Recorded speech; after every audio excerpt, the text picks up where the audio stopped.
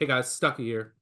You ever wanted to try the best version of the Action Network app? Well, now is the perfect opportunity to do so because we have a special offer to celebrate the month of March and the NCAA tournament. You can get pro access for just $9.99 for the first month. That will give you access to things like Sean Kerner's player prop projections, which are invaluable, real-time money percentages, and our model's biggest edges, and much more. All you have to do is head over to actionnetwork.com/madness. That's actionnetwork.com/madness and get there before the deal expires. Cheers. Let's start with the Big East. Start with the big boys. 11-team tournament here, which will obviously take place in the Garden. Kicks off on Wednesday with 3 first-round games. Villanova, DePaul. DePaul should not. They should just left DePaul out. Providence, Georgetown, and Butler, Xavier. Top 5 seeds will await the winners of those games, except for Seton Hall, St. John's. That matchup's already locked in. Top 5 seeds get a bye to the quarterfinals. Connecticut will get the winner of Butler, Xavier. Creighton, the winner of Providence, Georgetown, and Marquette, the winner of Villanova, DePaul. Connecticut, fresh off their beatdown of Providence, is the favorite here, minus 135-ish to cut down the nets. And it is worth noting that last year Marquette won this tournament, talked some shit. So UConn got their national title. Obviously they want to repeat, but they might be pretty motivated to add the Big East tournament title to their name. Looking down the rest of the odds, Marquette 5-1, Creighton 4-1, Nova 16-1, St. John's 8-1. St. John's 8-1 and Seton Hall 35-1. Pretty crazy price discrepancy for 2 teams that we know will play each other in that 4 or 5 game, and then have to, in all likelihood, face the behemoth of UConn. And that St. John's Seton Hall game, I mean, St. John's going to be favored. Mm-hmm. They are basically at home too, but only by a couple buckets. I think St. John's is red hot, playing their best basketball of the season. Some housekeeping here to note: Tyler Kolek, his status. I'm not sure of. Have you heard anything there? I'm not sure. I mean, it didn't sound good, positive right away from Shaka. My assumption, if I had to guess one way or the other, is he's probably going to be out for the conference tournament. I haven't heard for the NCAA tournament. Right? That's what I would do. So Shaka's a smart guy, obviously. Yeah, I would expect him not to play. If he does, it can't be full strength. Yep. Yeah, so I think that you can't even entertain Marquette. No. And so I think that adds some value to Creighton, a team that we know can beat UConn on their best day. Obviously, they did it at home, but I think it's a pretty good decent matchup for Creighton. Obviously, UConn would be favored in that game, but if Creighton's path is, the winner of Providence, Georgetown, and the thing with Providence is that they just asked Carter to do so much. Mm-hmm. And I mean, injuries just killed. Without Hopkins, injuries killed Providence. So Providence to win 4 games in 4 days with Carter having to do everything, it's not happening. No. So not considering Providence, obviously not considering Georgetown or DePaul. Don't think Butler or Xavier can beat Connecticut and/or then win 4 games in 4 days, at least in my opinion. A team that I'm not a personal believer in is Villanova. Yep. Who, they've been running hot from 3 of late, but they do profile as a decent underdog or a long shot, I should say, in a tournament setting. And I'm seeing I'm seeing 16-1. I need more than that, I think. I saw as high as 20-1 on Nova out there. I would consider 20-1, but they play slow, they shoot a ton of threes, and they give up a ton of threes. So lower possession games with a ton of 3-point variance. So that's Villanova. Mm-hmm. So that's what you want with a longer shot. And you start with DePaul, it's cakewalk.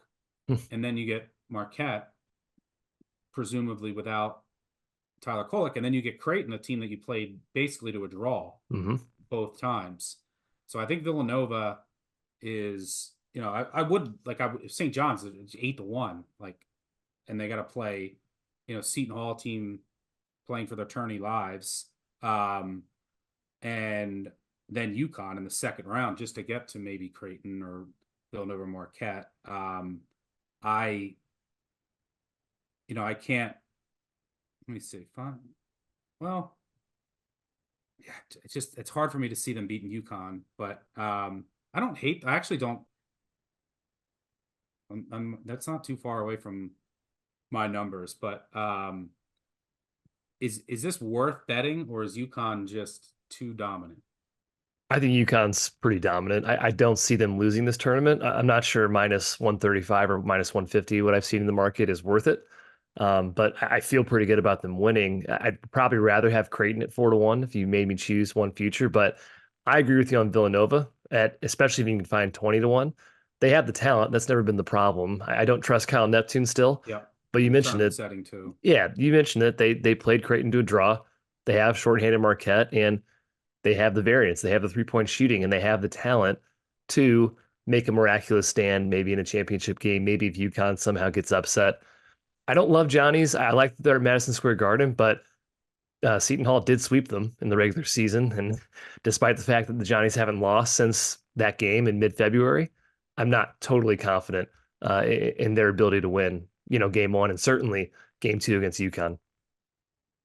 Yeah. And Villanova has a deep bench too, Yeah. which is important because they'd have to win 4 games in 4 days. So deep bench, 3-point variance, play slow. Yeah, 20. I would need 20-1.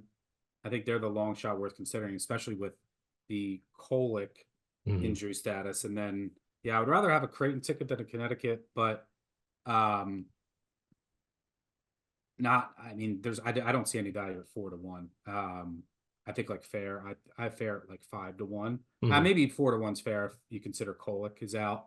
But I'm not running the bet Creighton at 4-1 to get in front of Connecticut. I would much rather have a longer shot on a team like Villanova and just hope that they get hot from 3. And then obviously the way that they play defense schematically, teams are gonna shoot a ton of threes against them, so it can work both ways. Anything that you're looking at as far as first round matchups, potential matchups down the line that would catch your eye? Well, Villanova should probably smoke DePaul, name their number. That's usually a guarantee. DePaul's lost, I think. Oh man, I had the number, but maybe double-digit games by 20 plus points in Big East play this season. Like most of the time, they lose by 20 plus. So teams a total lemon. I love that we got the Ed Cooley matchup, the Georgetown Providence in the first round. It's a fun narrative. Hey, Georgetown could definitely pull a crazy knockout punch. You mentioned Devin Carter.